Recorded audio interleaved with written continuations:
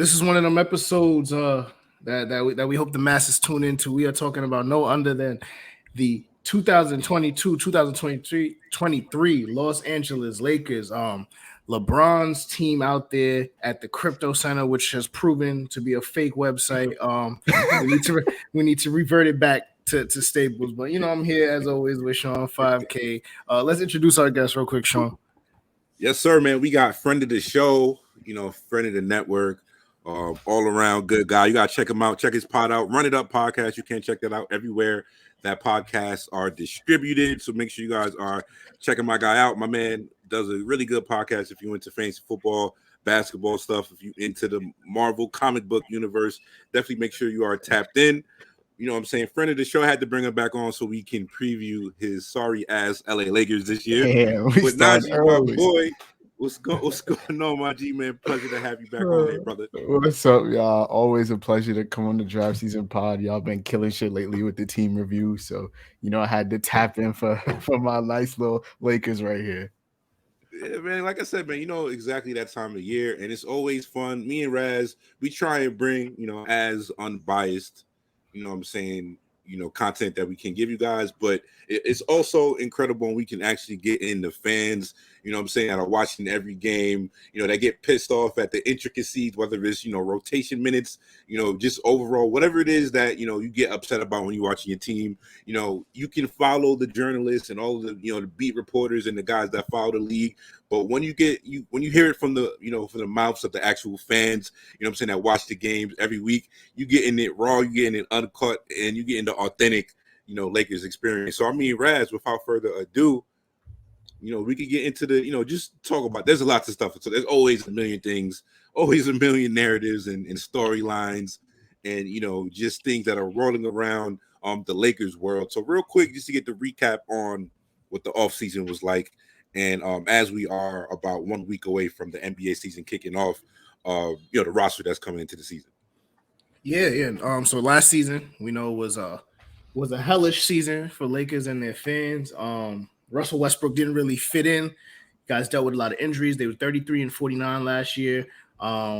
So obviously not what the Lakers are used to. We got an over-under on them this year for 45.5. They brought in Dennis Schroeder. LeBron has extended his contract, so he's here for the short term at least. Patrick Beverley, everywhere he goes is playoffs per him. So Laker fans, you may be in luck. Lonnie Walker signed over. Thomas Bryant, which probably a sneaky good signing for them. He's back in LA. They got the dude from the Warriors who, he won. My son JTA. No, not even Damian Jones. I'm talking about JTA. Yeah, JTA. Damian Jones is there as well. Troy Brown Jr. They drafted Max Christie, who let me down repeatedly all year at Michigan State. So, I wish him nothing but the worst. Scottie Pippen Jr. You may have heard of his father. He's gonna have a good first year in the league. I was about to say you might have heard of his mom's. Yeah, might have heard of moms. Yeah, cold, bro. Malik Monk signed with the Kings. Kent Bazemore signed with the Kings. I ain't colder than Marcus Jordan though. Nah, that's all right. THT to the Jazz, Stanley Johnson to the Jazz. So right now, this team is looking as a team that's going to be starting Dennis Schroeder, Russell Westbrook, LeBron James, Anthony Davis, and Thomas Bryant. So, fellas, what do we think about? You might have named six. I said Schroeder, Westbrook, LeBron James, Davis, and Thomas Bryant. I don't know if Dennis is starting. That's the unofficial depth chart we got there. I don't know if he's starting. It's probably going to be. I'll probably say, we'll get into the lineup in a minute. That's kind of remains to be seen. Darvin Ham, what I'm saying, this is why he's getting paid millions of dollars to figure that out. But let's start here, just in terms of we could do franchise overview type of, point of view where we're coming from. At least for you, Najee, we talk about the recent extension. I know, I don't know why, but Rob Pelinka just a few days ago. Received a 2-year extension, I believe it was, adding on to his tenure. We talk about this Lakers team. Obviously, they are in the spotlight a lot. Obviously, they won a championship. So if we're just going off of flags fly forever, mission accomplished. It was a success. The problem is when you own an NBA team, it's about year to year. And you want to at least build as much of a a roster that can bring you stability and not fall off the absolute mountain and cliff that this team did last year. So not sure what year exactly Pelinka took over. I think it might have been 2017, 2018. 2017, one of those years. He was GM, and then like middle of the season too, right? When they brought him in. Yeah, it was him How and would Magic you rank? Yeah, yeah, the Magic. So including championship in general, taking that into consideration, because like I said, there's another rafter that was put up in the crypto center, like Raz said. But if you had to put a grade on the Pelinka era so far, year to year, what would you give it? A to F? I feel like because of the chip, like when you bring only one team wins the chip every year, obviously. So like I feel like the lowest I could go is like B. So I would say like B. You feel me? Do I like Rob Pelinka as a general manager or vice president of basketball ops, the leader of our organization? No. Do I think he should have got the extension? No. I think that his tenure since LeBron has come has been very rocky. We obviously won the chip the year that we got AD in 2020, and then we got packed out by the Suns, and then we missed the playoffs. So it's been worse and worse as the years have gone on. He also made probably the worst trade in Lakers history, getting Russell Westbrook. And we've about to come up on year 2 of that affecting our franchise because he hasn't been able to get from out under Russell Westbrook. So I would probably, if we didn't win the chip, I would give him a cool D. But since the chip, we won the chip, bubble chip, whatever y'all want to say, that's a chip regardless. So I'm going to give him a cool B. Or no, B minus. I'll give him a B minus, right on the cusp of C plus and B. But yeah, I give Rob Pelinka a B minus since we won the chip.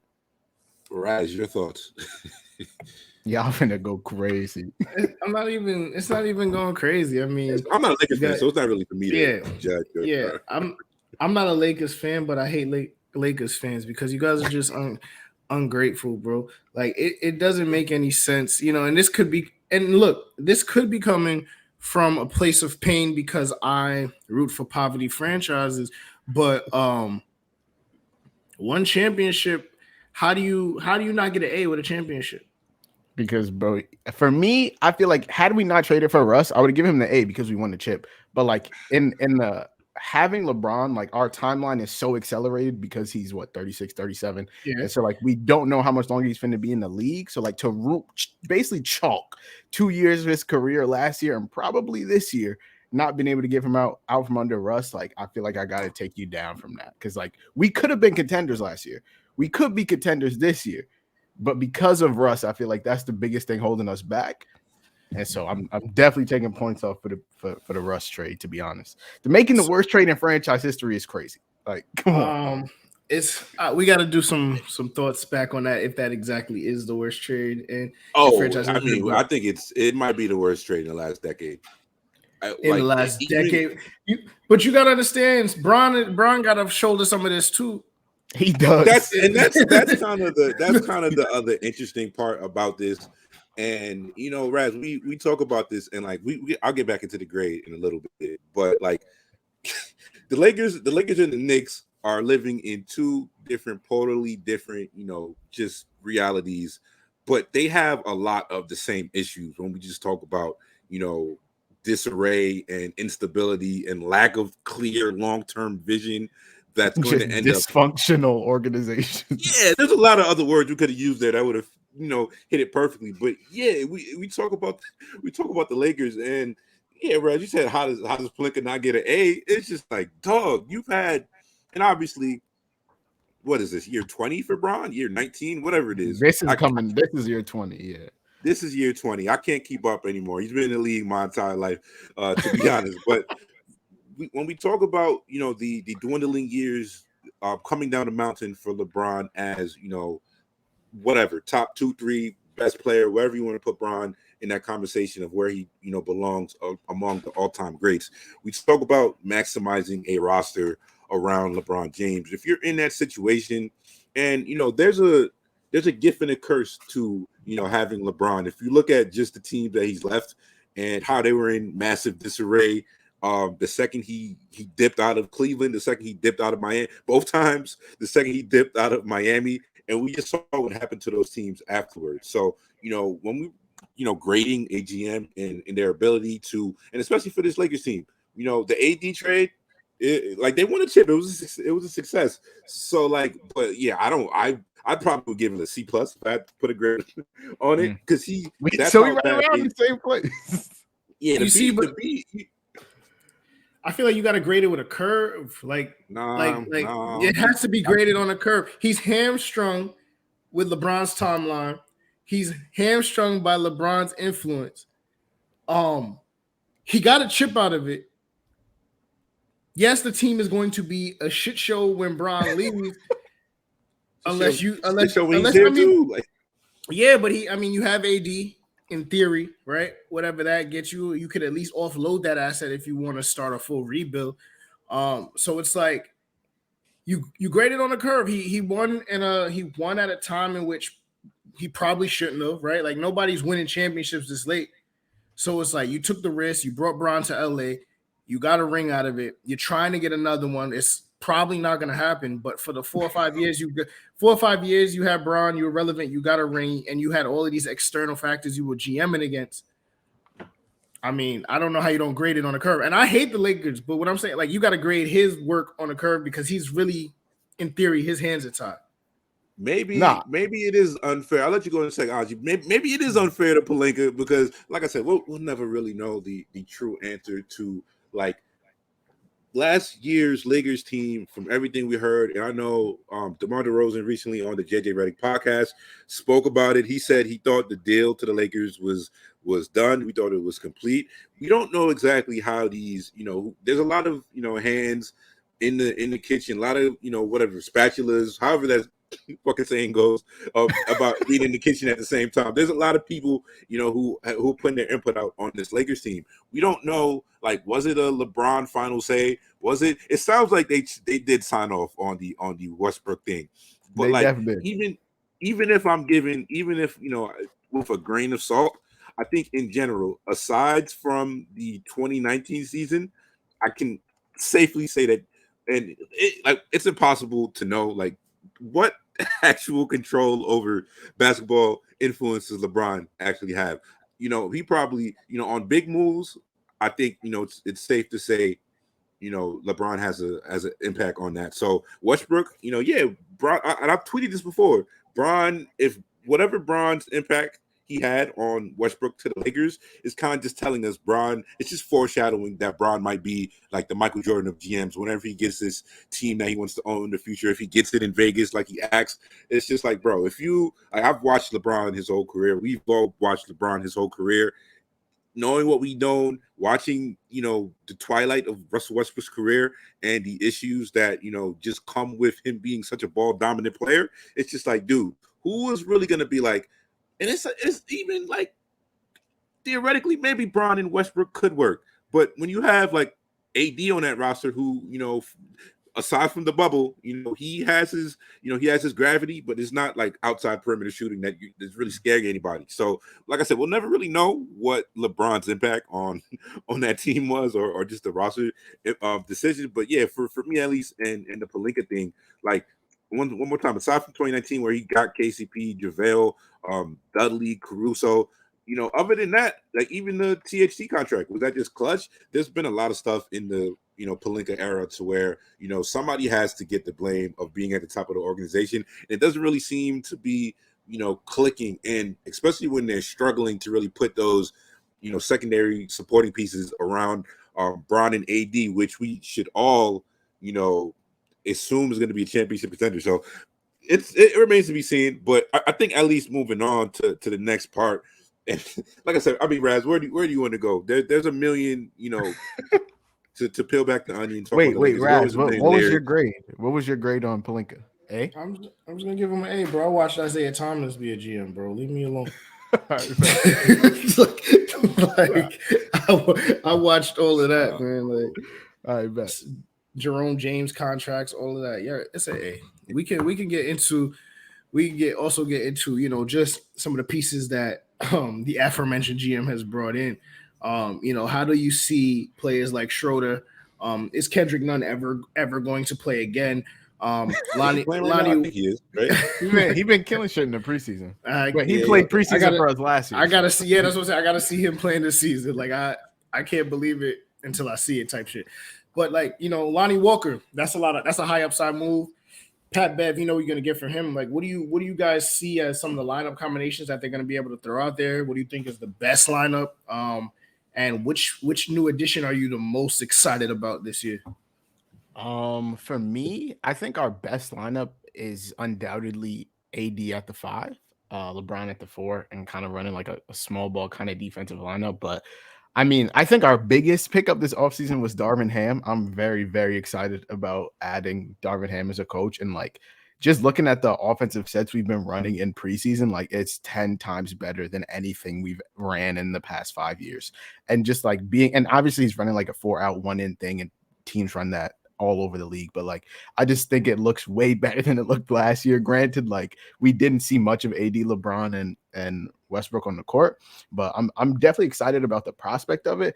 In terms of like players, I'm excited about Pat Bev. Like I've always thought that he was one of those players that like you hate when you play against, but would love if they're on your team. And so now he's on our team, and I love him. I think he's going to be a dog for us as per usual. I'm really excited about his second year, Austin Reeves. I very, very much so enjoy him. I think he might be in our starting lineup. I swear to God, I think we could end up starting something like Russ. I feel like we got to start Lonnie Walker because we gave him the MLE, but like I also feel like he's going to end up coming off the bench. So I feel like we're probably going to start Russ, Kendrick Nunn, Kendrick Nunn, Austin Reeves, LeBron, AD, something like that. But I'm not exactly ecstatic about that lineup, but it is what it is. I think we have 10,000 guards and not enough minutes to go around between Russ, Dennis Schroeder, Austin Reeves a guard, Lonnie Walker's a guard. Scottie Pippen Jr. is probably not going to play. Pat Bev, Kendrick Nunn, all guards, and all you would think would have a spot in the rotation. But I don't know exactly how Darvin Ham's going to make that work. I know they talked about having Pat Bev, like looking at him as a wing defender, but that's only going to work for some. Like if we're playing the Bucks, like Chris Middleton is killing Pat Bev, so like there's not much he can do on deep taller offensive guys like that. But like I said, I'm excited to see how it works. I'm excited for the prospect of Lonnie Walker, and I want to hear what y'all have to say about our roster. So. I mean, just to pop in for a second, yeah, the Pat Bev thing, he is a wing, not necessarily yeah, he like you don't really want him guarding some of like the bigger guys, but watching Pat Bev very closely last season, like it's not necessarily something that I thought he would if mouse in the house situations where he's on a bigger guy, like he's strong enough to where like he can keep his own. The problem with Pat Bev is like, especially last season, watching him on the Wolves, the more the season progressed, and it kind of just the crescendo happened for him in the postseason to where he basically became the point guard in the postseason for them. So yeah, Pat Bev, you want to see him more off ball, and just the fact that he can space the floor, and even though his 3-point percentage has been trending down the last couple of years of his career, but even if you throw like a 34-35% outside shooter that's a little streaky on this Lakers team, that is a massive improvement from some of the other floor spacing options that they did have out there. Lonnie Walker is another one of these guys to where just watching him, it's very easy. He's a athletic wonder. Like he does incredibly insane athletic feats on the court.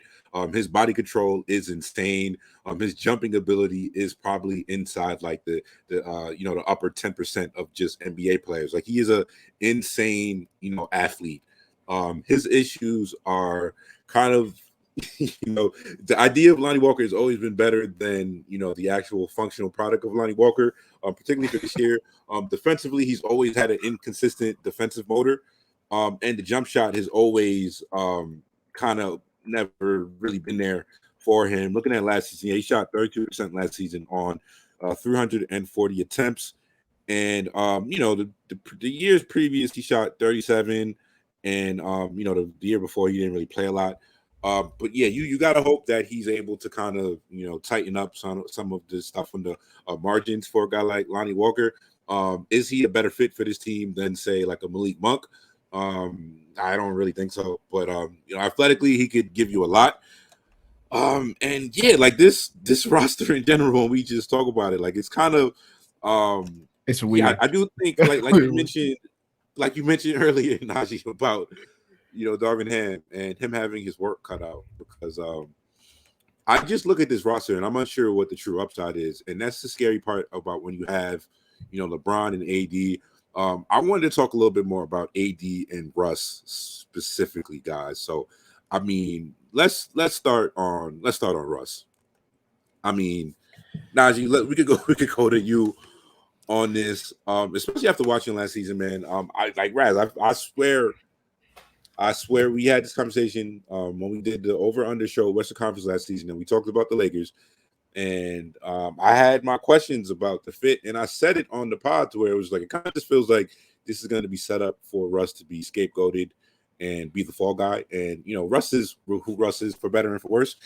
This is kind of how the latter stage of Russ's career always felt like it was going to go. It never seemed like it was going to be an easy transition for Russ into the the backstage of his career as a supporting guy. And we're going to see if Darvin Ham is able to get Russ to buy in on that like 6-man role, like just even if they win like 41 games, give him coach of the year. I really mean that. But for you at least, Najee, and I know Lakers fans got caught up in the pipe dream, coke dreams of possibly, step back Sebi, Kyrie Irving finding a way to the crypto for this upcoming season and the backstage of the Bron AD, combination. But for you, at least for Russ, is there anything salvageable? At least, the Lakers are on their crying stay thing, possibly just because nobody else really, the market for Russ wasn't that great, or they just couldn't find something that worked out for each party. So what are you expecting from Russ? And like, I mean, just to, if you've heard one Laker fan talk about the Russ experience last season, you've probably heard them all speak about the Russ experience. But in your eyes, is this just a sunken cost, or is anything salvageable in the Russ experience? I think I've tweeted this before. I think as long as we have Russ, like, we're not real contenders for NBA championship. You feel me? Like, I just don't think that when you look at the teams in the West, when you look at the teams in the league, like, and you match our roster up against that, especially with the weird fit, like, we're already jamming a square peg into a round hole, whatever that saying is. Like, it's already going to be so difficult for us to make shit work in the regular season. Like, if we even make it to the postseason, I just don't see a way in which we can realistically have Russ out there for meaningful playoff minutes and not get clapped. Like, we've proven, like, we played the Rockets in the chip year and we stopped. Like, Russ was a non-factor. And so I don't see, like, there's a proven formula for how to stop Russ. There's also a proven formula for a team that works around LeBron. And Rob Pelinka said, fuck that. We're going to build whatever I want to build. Or LeBron said, fuck it. Or we LeBron said, fuck it. Yeah, both of them, 50-50. Who cares? The Lakers said, fuck that, and decided to build whatever the fuck roster they wanted to. So yeah, I'm not big on the whole. I don't think it's salvageable. To answer the question, I don't think it's salvageable. I think it's definitely going to be a rough season. I think hopes are at an all-time high right now because we look decent in the preseason. Darvin Ham is doing shit offensively that we haven't seen. Russ looks pretty good, but like, we were hype about last season coming in and things quickly went downhill. So I feel like once we start playing in the regular season, our schedule is also beasts to start out. Like, we play in insanely nice teams for our first 10 games. So I think the team morale goes down relatively quickly. Darvin Ham is talking about having Russ buy-in on the defensive end. I don't see that happening. And yeah, I wish we could have traded Russ, but teams are trying to fleece us. And so I understand why we didn't. Like, giving up 2 firsts for Buddy Hield and Miles Turner is kind of crazy, especially when no team is offering the Pacers a first for either one of them. So I understand why we didn't do it. Miles Turner, man. That's what I'm saying. I understand why we didn't do it, and I'm okay with not doing it. but like then we made our bed and now we have to lie in it type of thing. Like we knew what the consequences were trading for Russ. Like it could have been really well, it could have gone really well, or it could have gone really bad, and it's gone really bad. And so now we have to go run through this last year and accept the consequences of our actions. So I mean, for you, Raz, for this next part of this conversation, which I feel like is maybe the biggest elephant of the room that kind of, has, it kind of gets, covered and hidden because of some of the other, just storylines that are surrounding this team. But obviously when it was all put together and, Clutch put, the 10-step plan to get AD to LA, obviously AD being that one-of-one, being, growing into the alpha as, he gets into his late 20s and early 30s. That was kind of the idea here. Where are you at on AD right now? Obviously, the nickname street clothes, as Charles Barkley did, label him. That's doing his numbers out here, man. And it's always tough. I mean, like wherever you get your in-game updates of any type of NBA injury stuff, there's always you'll catch like randomly in the second or third quarter, like Anthony Davis is heading back to the locker room. It happens. It's been happening multiple times, a year, a couple times a month, you usually get it with AD. But like in terms of, just being that, where are you at on AD? Because I think his actual, standing in the league is kind of interesting, to where we've had people used to throw AD in the top 5 discussion a couple years ago. People used to be on the heels with, guys like Giannis. I'm not making this stuff up. But right now, he still seems like it feels like it was a long time ago. And how old is AD? What, 28 at this point? If that, yeah, I want to say he's 28 or maybe 29. I mean, look, AD has all the talent in the world. How much is he? How old is he? He turns 30 in March. Yeah, so 29. That's the seem nuts, bro. I mean, well, I'm 30, so I guess it makes sense, I guess, right? We didn't watch you get drafted at 19, though, Raz. Like the numbers is different. Yeah, we was drinking bullshit liquor at 19. What do you? It's the same thing. We drinking that good now. It's the same progression. How your knees holding up, bro? Track and field's no joke. But yeah, I think what it comes down to is, is he going to take that next step? We've been waiting on that next step, and he might not be that guy. LeBron has asked him to take that step, so we'll see if he has it in him this year. But that's left to be seen. I mean, so for you, Najee, like when he is on the, like, what do you see from like AD at least? Like, what's your temperature on like AD coming into this season? I'm really excited about the prospect of him as long as he stays healthy. Obviously he hasn't played 65 games or 65 plus games in a while. I think since like as a Laker. Yeah, exactly. So since he was a Pelican, he hasn't played 65. So it's been, and he's talking about he wants to play 60 plus, 70 plus. I don't know exactly how that's going to work out. But when he's on the court, I still like him. I still think he's like a top 15 kind of guy. I don't see him in that top 10 range anymore. Like coming off the bubble season, AD was like top 8, top 9. He was in that realm. Like people were legitimately like talking about AD and Giannis. And then obviously Giannis is the best player in the league, and Anthony Davis is taking a step back. But when AD's on the court with LeBron, like I like our chances against any team in the league. I think we still have one of the better duos in the NBA. Like as long as they're like fully healthy. And so, yeah, I'm excited about the prospect of AD this season. As long as he stops taking those damn threes, really starts getting into the paint. That's the way the NBA is, man. He got to get them threes up. I know, and I don't want him to stop taking them. What I really want to say is that as long as he would make them more often, especially last season, he's not going to. So he was really bad. That's what he shoots it at. You would like him to face up and get to the basket, I assume. Yeah, I want to face up, get to the basket. I really like the pick and roll game with him. Damn, I like the pick and roll game with him and Russ. I like the pick and roll game with him and LeBron. Anytime his free throws, obviously they took a step back percentage wise last season, but he was still taking them at a pretty good clip. So when he's in the paint, I like it. When he's outside the paint, it's not the wave. So if we get back to get Anthony Davis coming downhill, I'm gonna be excited.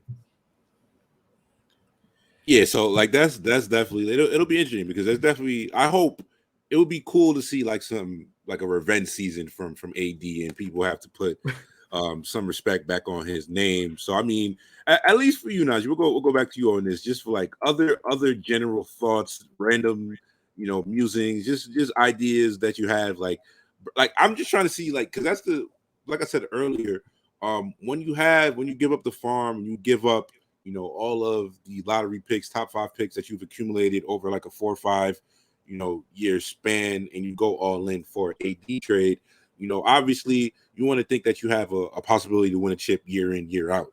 So I'm trying to see like what needs to go right to even get to that conversation. You kind of spoke about it with the Westbrook thing, but just looking at the other secondary guys on this team, like what else do you see as having the effect to like either somebody who might be able to give the Lakers some, good in a actual playoff series, or even like regular season success might be, you have to consider that like if this team ends up 45.5 wins is a lot. 45, but like a lot.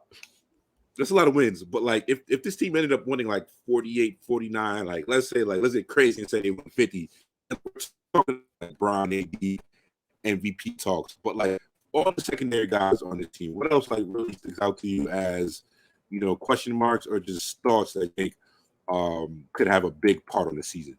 I really like the whole Lonnie. Like I said, I think Austin Reeves is going to be a really big part of our rotation in his second year. He's been doing a lot of ball handling in scrimmages and like in preseason games.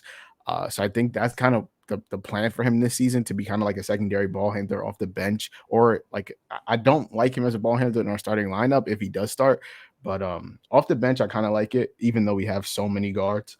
I really do like Lonnie Walker. I think the pitch to get him to come, because he turned down like more money elsewhere. Like I think they gave him like the Malik Monk pitch. Like, hey, you saw what happened to Malik Monk. He signed the 1-year deal. He played pretty well for the Lakers, and then he went and signed a longer term deal with Sacramento. So like to give Lonnie Walker that pitch, he obviously has to play a decent amount of minutes for it to matter. And so I'm really excited about Lonnie Walker. Like you said, super athletic. He didn't shoot the 3 ball that well last season. It was only 31.4%. But at least in his words, over the offseason, he's worked on shooting his spot up threes and is in his corner 3. So I'm excited to see how that goes. Outside of that, I am excited about Kendrick Nunn. He's been playing really well in the preseason, but he did play in the preseason for us last year and then didn't play a single regular season game. He's never played a regular season game as a Los Angeles Laker, which is just insane. And so I'm excited to see what he does for us. I think he's one of those like microwave kind of guys. And so I'm excited to see what that does for us in our lineup, because I don't think we really had, I guess Malik Monk is kind of like that. But I think Kendrick Nunn will look good next to LeBron and Anthony Davis. I'm excited about Dennis Schroeder too, even though our last stint didn't go too well with him. And like, I'm excited about all of these guards. You feel me? Like, and there's just not enough minutes for all of them to make a significant impact. And so I do feel like a trade needs to be made. I want to say around the trade deadline. I know the Pacers thing is the biggest talk. Like, they want to tank for Wemby, and we want to get Buddy Hield and Miles Turner in. So if they want to take if they're trash around the trade deadline and they want to take Russ and buy him out and not want 2 firsts from us, and I'd give them a first and a second, or a first and a lottery protected other first. But they have to be willing to do that. So we'll see around the trade deadline what happens. But I definitely think there's no way, as currently constructed, this team wins the chip, just because we don't have enough wing depth. And in a wing, like when you look at the top teams, they all have a very, very dominant wing that you have to account for. And like, I don't think we're going to want LeBron or AD guarding them most of the time. So I definitely think we need some wing help, and that's probably going to be our biggest downfall this season, just overall size, to be completely honest. The Lakers aren't a bad Jay Crowder fit either. And even like, you can't trust Jay Crowder to hit threes in the playoffs or anytime shit is tight. But even like I said earlier, 34% shooter on the Lakers is an improvement. 100%. I like Jay Crowder, and he requested the trade from Phoenix. I don't know what they're looking for him, but I would assume they won a first. I'm not exactly. They're not getting a first for Jay. They're not getting the first, but they probably asked. They're not getting the first for Jay Crowder. Yeah. I think the best part is, regardless of all of this that you've spoken truth, you've spoken facts, the majority of y'all are gonna still convince yourself this is a championship I'm season. already locked in, bro. So it's like I'm convinced myself already. So what is it, and what is the move? Do you think the Buddy Hield Miles Turner move is a move that gets you to the championship? Like what is the perfect move for you with this roster right now? Not, and to rephrase that a little bit, Raz, because do I think Buddy Hield, Miles Turner takes him? Do I think that moves the needle? Probably not. I mean, we might be talking a little bit, like maybe like second round, like now we're talking about like a dependent matchup, like, and you could possibly get to the West Conference Finals, but like I said, it's gonna make a trade like that, and you're gonna need AD and Bron to turn back the clock at that point and be the best versions of themselves to really have that. But I mean, I think just in terms of the future of the Lakers, kind of aside from this season, like how long, kind of like what do you see happening in the next few years? Obviously, Bron signed the extension for this season to take him up. I will look at that in a second, but obviously we know AD is also under his extension. But like, what else do you see for this team? Because there was obviously the end of the Kobe era, the post Kobe era. LeBron and AD both have player options in 24-25, so that'll be one more full season after this year, and then either of them could bounce. But like, what do you kind of see, like in terms of like possibly like let's get on to, we know Lakers fans love their Photoshop. We know they love, what I'm saying, coming up with dream scenarios that might happen in the future. How long do you see this AD Bron window staying open, and like what would you do to really take care of it and like try and maximize that window? Let's get crazy. We can get crazy now. Like we can say a little bit in the realm of possibility, but we could get a little crazy now. I think we have a very short window. Like I think LeBron's dead ass about wanting to play with Bronny. So like whenever he comes in the league, I think Bron is dipping. So I think that's 2 years from now. So I think we have a 2-3 year window. And then after that, I'm not too like high on what we look like with just Anthony Davis, because obviously Russ is gone at the end of the season. So with just Anthony Davis, a 31, 32-year-old Anthony Davis, like I don't think we're gonna get anything crazy back for him in a trade. So I also don't think we're just gonna let him walk. So I think we probably end up keeping AD. If you want to get crazy, I think Jason Tatum is destined to be a Laker, if we're being honest. My son he's a Kobe stan. You say you want to get crazy, my boy. So let's get crazy. I've heard crazier things. Talk to me. I've heard crazier things. He's a Kobe stan. They photoshopping right now. They cooking up the jersey. Cooking up the jersey swap as we speak.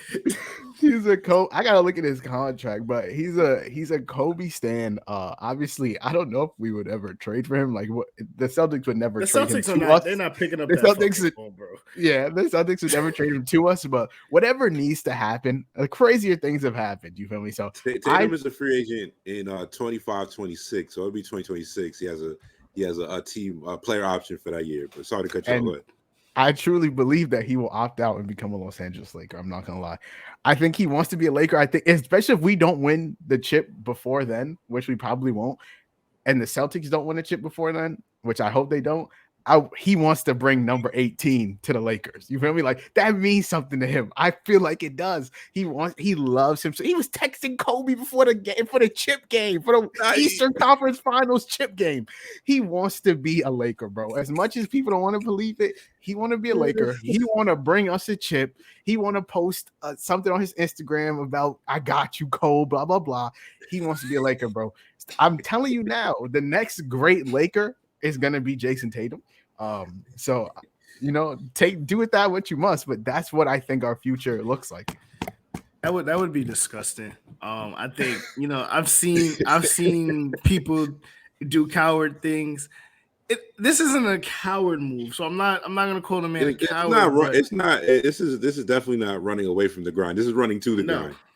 Yes, this is definitely running to the grind, but it's just, bro, it's disgusting. Like, come on, you have to. I know these young players don't care about nothing. None of these rivalries matter to them. But yo, going from being the best player on the Celtics to going being the best player on the Lakers, there are bodies in the ground right now that would rise and start a zombie apocalypse over some shit like that. So it's like you can't.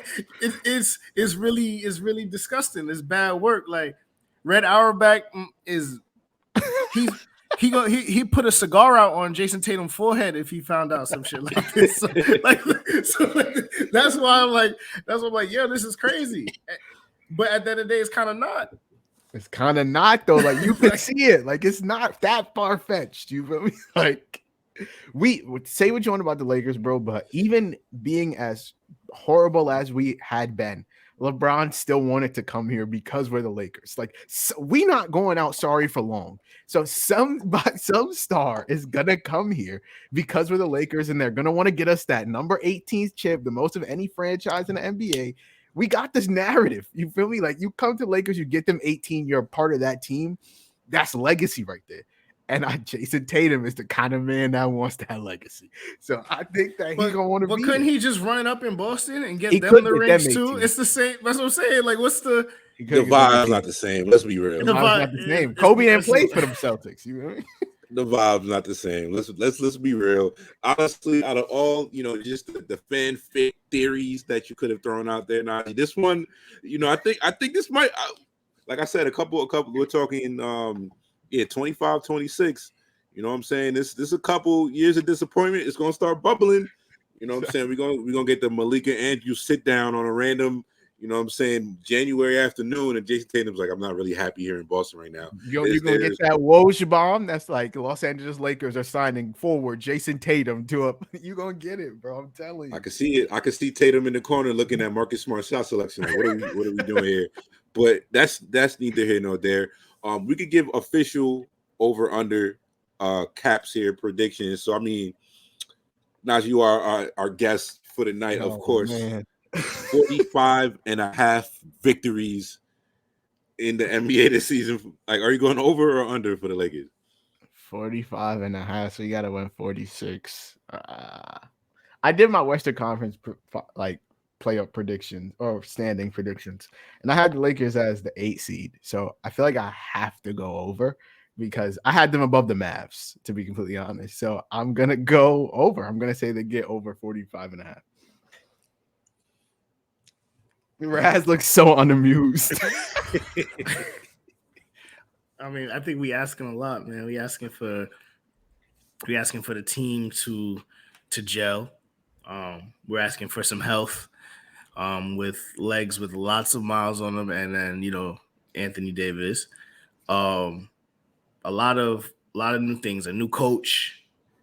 There's just a lot going on over there in this, and the West Conference isn't as good as the East per se, but there's a lot of they got to run into the Warriors 4 times. Like, you got to think about the teams they got to play within that that conference and that division, and it's back-to-backs ain't happening like that. You know what I'm saying? So it's like you're gonna get some low management as well. You're just gonna be trying to get into the play-in to work your way into the playoffs. So I'm going with the under.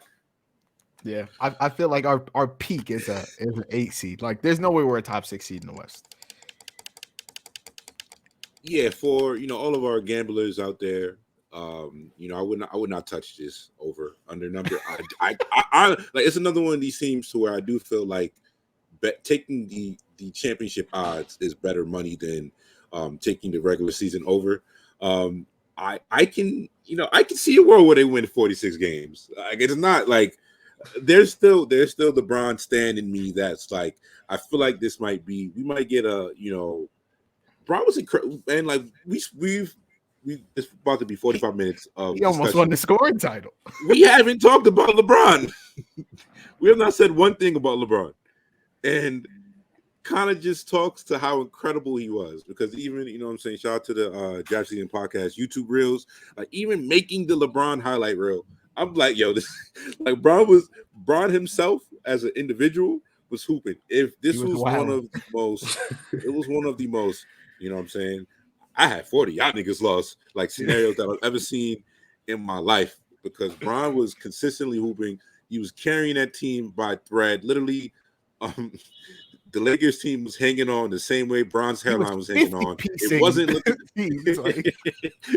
It wasn't looking pretty. Bron was doing everything he possibly could have, except trying 100% on defense. But really can't blame him for that. But yeah, Bron was legitimately incredible. So if Bron is 95% of what he was last year, and this team is, it just kind of talks to the how shitty that roster was last season. But this roster is more improved. There is more, legitimate NBA. Talent around him, but there's still a lot of holes on this roster. With that being said, but I do think LeBron MVP odds not not bad if you got you got a 20, 25 ski, a low 50 ski hanging around there. The odds I might pull it up on the FanDuel app right now. Najee, I don't know. Them odds might not be looking too bad. Wait, I got you. Hold it down. I got you. I'll tell you right now. so LeBron MVP odds. I was just looking at the Kawhi Leonard MVP odds, so it's up for me. The LeBron MVP odds. I feel like he's definitely up there. It's not like a crazy number. It is. He is plus 3,200. So it is kind of crazy number. Good money, bro, for LeBron. Yeah, you put a 50. You put a 50 on that, you win 1,600. Yeah, I could. Yeah, I'll put a little chicken on it. If I was a gambling man, I've lost 15 on worse, is what I'm saying. On worse bets for sure. That $15 I put on the Knicks to win the chip every year. That's a habit. You gotta do it. Yeah, I said all of that to say that them niggas not winning 46 games. Like, nah. It's not happening. It's not happening. But I would if it does happen, LeBron is going to be clawing for his life, and Darvin Ham probably is going to get some Coach of the Year votes on there, and Russ is probably going to end up in somewhere else, but that remains to be seen. But I mean, Raz, that'll wrap us up, man. You can't take us out of here, my G. Yeah, man. We know the Lakers fans are nuts. You gotta respect it in some sense, and you gotta laugh at it in many others. I think we're waiting to see what year 20 of Bron looks like. We haven't seen a player play at this level, and like this. This long for forever. He's been in the league our whole life, so we'll sit here and sit back and watch the Bron show. But as for your championship aspirations, Laker fans, pack them up. We will be bringing back this content shortly. This is the Draft Season Podcast. Please like, subscribe. Before we get out of here, Najee, plug the pod, plug all the good shit. Let people know where they can catch you and everything before we get out of here, bro. Where y'all can follow me on Twitter at Najee Adams _ follow the pod on Twitter at Run It Up Pod.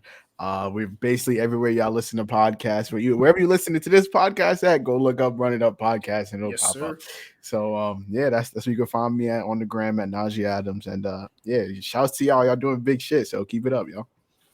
Appreciate you, my guys. Draft Season Podcast. We're definitely gonna be back with another NBA team preview coming shortly. Make sure you guys running those subs up for us. We're gonna be back with more content shortly.